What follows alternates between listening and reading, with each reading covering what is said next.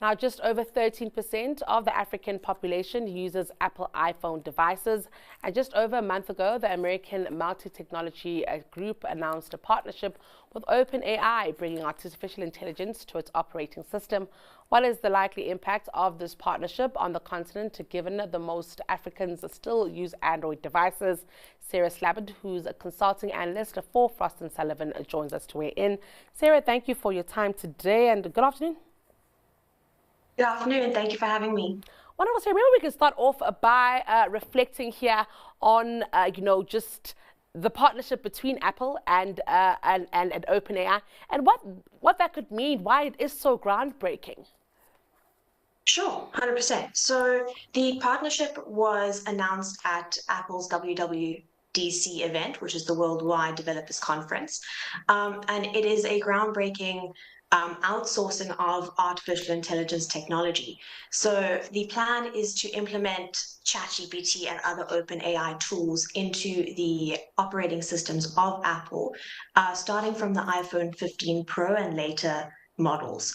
So I think it's yet to be seen the impact it's going to have worldwide, let alone in Africa, but it really is an exciting turn of events in the smartphone world. What I thought was also interesting here is Apple, of course, a big company, one of the biggest in the world, didn't opt to go and develop its kind of own AI, generative AI tool here. They decided to go with a partnership. I'm keen to get your thoughts on that development. Yeah, I think they really are choosing their strengths, and because OpenAI is so focused on ChatGPT and has done a lot of work in developing the model, it's a really smart move on Apple's part.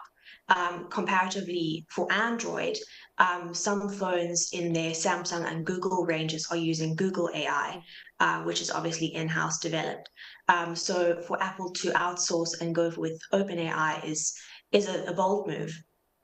And let's talk about what this now means for Androids. We do know that more people on the African continent actually use Android, and that's really because of the accessibility there in terms of pricing. 100%. There's a much more diverse product range that run Android operating systems as opposed to Apple. And like you said, they're so much more affordable. They're readily accessible to a much larger proportion of the population. So in 2023, across the African continent, only 13.3% of the market was Apple dominated. 86% is Android dominated. So the impact of OpenAI use is a minority, but could expand in future. I also want to speak about this and what it might mean for, if it may actually at all have any impact on issues of development on the continent. These smartphones, and then of course smartphones with, some sort of AI tool embedded in them. I think that the way that the world is moving and the aggressive growth of artificial intelligence and its use in business, I think that it's going to have a revolutionary impact. That is much more readily seen in the Northern Hemisphere as it is in Africa.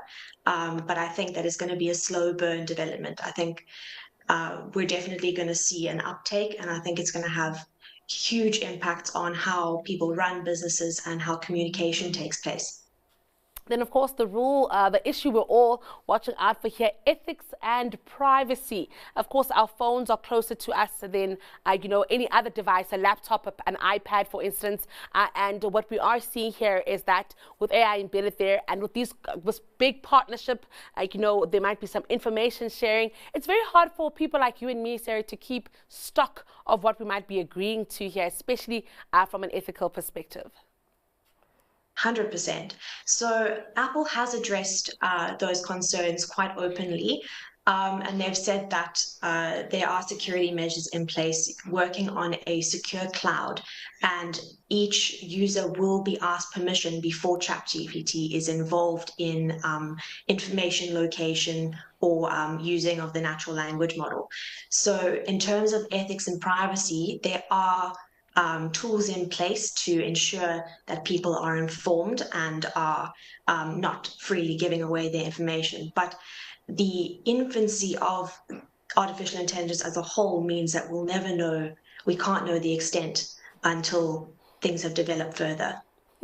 Well, that does tell us exactly what to expect a little bit there, Sarah. Thank you for your time. It's a pleasure hearing from you today. That was Sarah Slabbert. She's consulting analyst for Frost & Sullivan.